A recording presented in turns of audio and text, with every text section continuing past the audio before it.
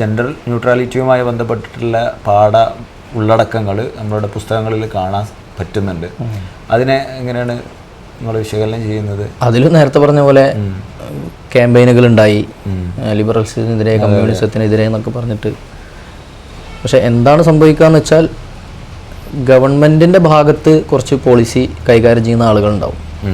Kerala institute of local administration ഉണ്ടാവും, അല്ലെങ്കിൽ ഒരുപക്ഷെ തിരുവനന്തപുരത്തെ സെൻറ്റർ ഫോർ ഡെവലപ്മെൻറ്റ് സ്റ്റഡീസ് ഉണ്ടാവാം, അല്ലെങ്കിൽ മറ്റു ചില ബോഡികളുണ്ടാവാം.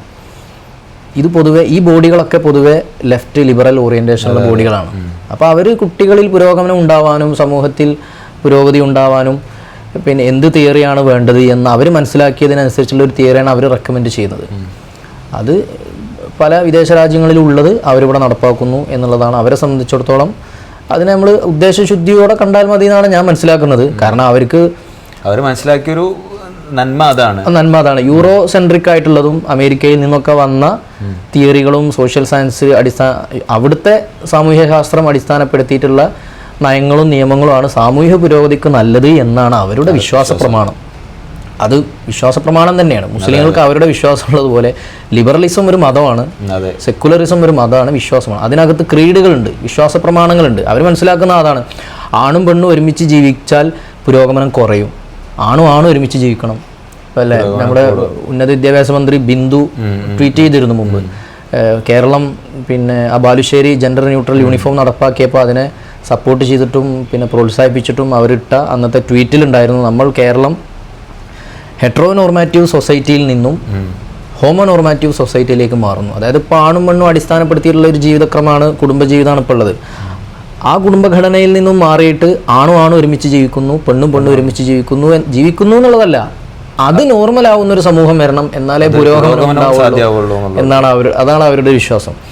ഈ വിശ്വാസപ്രകാരമാണ് പബ്ലിക്കിൽ ഇത് നടപ്പാക്കാൻ ശ്രമിക്കുന്നത്. അപ്പോൾ സ്കൂളിൽ നടപ്പാക്കപ്പെടുന്നത് എല്ലാവരും അംഗീകരിക്കേണ്ട ഒരു ട്രൂത്താണ്, ഒരു റിയാലിറ്റിയാണ് എന്ന വാദത്തിനെതിരെയാണ് നമ്മൾ ജാഗ്രത പാലിക്കേണ്ടത്. സ്കൂളിൽ നടപ്പാക്കുന്നത് പിന്നെ 1960കളിൽ അമേരിക്കയിൽ നിന്നൊക്കെ രൂപപ്പെട്ട് വന്ന പിന്നെ ഫെമിനിസ്റ്റ് ബാക്ക്ഗ്രൗണ്ടിൽ നിന്നും മറ്റു സാമൂഹ്യശാസ്ത്ര ജെൻഡർ, ട്രാൻസ്ജെൻഡറിസം, യൂറോപ്പിലെ സെക്ഷൽ റവല്യൂഷനുമായി ബന്ധപ്പെട്ട് ഉയർന്നു വന്ന ട്രാൻസ്ജെൻഡറിസം, ആധുനിക സ്വത്വം എന്നുണ്ട്, മോഡേൺ സെൽഫ് എന്ന് പറയും.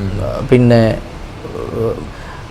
എല്ലാവരും അവനവൻ്റെ ഒതൻറ്റിസിറ്റി എടുക്കുന്നു. അതായത് ഞാൻ എന്ന് പറഞ്ഞാൽ അത് ഞാൻ പറയുന്നതാണ്, മറ്റു ഒബ്ജക്റ്റീവ് മാനദണ്ഡങ്ങളൊന്നും എന്നെ വിലയിരുത്താൻ ഉപയോഗിക്കരുത്, എനിക്ക് മറ്റു കമ്മിറ്റ്മെൻറ്റുകളൊന്നുമില്ല, ഞാൻ എന്താണെന്ന് ഞാൻ തീരുമാനിക്കും എന്നുള്ളതാണ് മോഡേൺ സെൽഫിൻ്റെ ഒരു പ്രത്യേകത. അത് ഫ്രെഡറിക് നീച്ച മുതൽ പിന്നെ ഫൂക്കോ അങ്ങനെയുള്ള ആളുകളും, അതുപോലെ അതിൻ്റെ ശേഷം വന്ന യൂറോപ്പിൽ നിന്ന് വന്ന പിന്നെ ഫ്രോയിഡിനെ പോലുള്ള ആളുകളും, അതിലൂടെയൊക്കെ രൂപപ്പെട്ടു വന്നൊരു സാധനമാണ് ഈ യൂറോപ്യൻ സെക്ഷൽ റവല്യൂഷൻ എന്ന് പറഞ്ഞത്. ഇതിൻ്റെ അടിസ്ഥാനത്തിൽ അമേരിക്കയിലൊക്കെ 1960 മുതൽ സിമോൺ ദി ബൂവൻ്റെ പിന്നെ ഫെമിനിസ്റ്റ് തിയറികളൊക്കെ വന്നു. ഇങ്ങനെ ഇതെല്ലാം കൂടി കലർന്നിട്ട് വെസ്റ്റേൺ പാശ്ചാത്യൻ സാമൂഹ്യശാസ്ത്രത്തിൽ നിന്നും ഉത്ഭൂതമായിട്ടുള്ള ഒരു സാധനമാണ് ഈ പിന്നെ ഇന്നിപ്പോൾ ഈ സ്കൂളുകളിൽ നടപ്പാക്കുന്ന പുരോഗമനവാദം.